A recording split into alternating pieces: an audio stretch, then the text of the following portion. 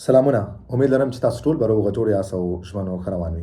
د یو نوې ویډیو د یو نوې موضوع سره بیا ستاسو خدمت کې حاضر یم. ملګرو، دلته یو څو ملګرو دغه یوه پوښتنه کړې ده او دا پوښتنه ډېره تکراري ډېره زیاته دا پوښتنه کیږي چې زما دومره وخت کیږي، زه غواړم چې دلته کار وکړم، اسناد نه لرم، نورمال یم، آیا زه کولی شم چې کار وکړم او که نه، او د دې څه پروسیجر دی. دغه پوښتنه ډېرو ملګرو کړې ده. ملګرو، هر څوک چې هغه نورمال او دلته د شپږو میاشتو نه زیات وخت تېر کړی دی، کولی شي چې قانوني د سپین کار اجازه دلته والي، د قانوني د کار اجازه والي. دوی کولی شي چې د قانونا کار وکړي. د دې پروسیجر څه دی، د کار اجازه تاسو څنګه اخیستلی شئ. دې لپاره تاسو اول باید کار پیدا کړئ. کار هر کله چې تاسو کار پیدا کړو، یعنې تاسو کونډخه پیدا کړئ، هر کله چې تاسو کونډخه پیدا کړه، مطلب تاسو یو رستورانت کې کار پیدا کړو او هغه رستورانت ته به تاسو لاړ شئ، د هغه پاتخون نه ستاسو چې کوم هغه مالک دی د رستورانت، هغه نه به تاسو خط واخلئ، تاسو به خپله کونډخه واخلئ او دا به اوسئ تاسو خپل مربوطه پرفکچور ته. هغه پرفکچور چې هر کله تاسو دغه کونډخه ووړله، هغو ته به تاسو ووایئ چې زما هغه ستاسو ریسیپي ستاسو ټوله ډیټا ګوري او هغې نه بعد هغه به تاسو ته یو خط درکوي، یعنې تاسو ته اجازه نامه نه درکوي کار دپاره. هغه بیا تاسو خپله بیرته راوړئ خپل د کار مالک ته یا پاتخون ته، او هغې نه بعد تاسو کولی شئ چې د قانونا تاسو کار وکړئ.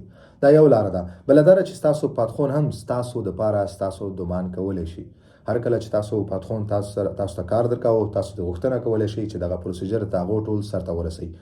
نو ستاسو پاتخون، ستاسو د مالک چې کوم دی، څوک چې تاسو ته کار درکوي، هغه هم دغه پروسیجر تاسو ته مخکې وړلی شي او تاسو د کار اجازه اخیستلی شئ.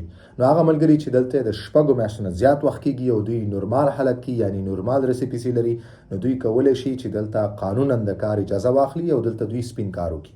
خو دې لپاره شرط دا دی چې اول تاسو باید کار پیدا کړئ، یعنی داسې څوک پیدا کړئ چې هغه تاسو ته کار درکوي. مثال په توګه لکه څنګه چې ما یو رستورانت یاد کو، چې هغه رستورانت والا سره تاسو خبره کوئ او هغه دې ته راضي شي چې هغه تاسو ته کونډخه درکوي، تاسو ته کار درکوي، نو تاسو کولی شئ که هغه کونډخه هغه کار هر څومره وخي، نو دې لپاره تاسو قانونا اجازه نامه اخلئ او د قانوني اجازه نامې نه بعد تاسو دلته قانوني سپین کار کوئ. دغه پروسیجر دی. نو که هر ملګری غواړي تاسو په دغه طریقه کار، په دغه سیستم باندې د کار اجازه اخیستلی شئ. مننه ملګرو. که کوم ورور پوښتنه لري، تاسو خپله پوښتنه دلته کمنټ کولی شئ.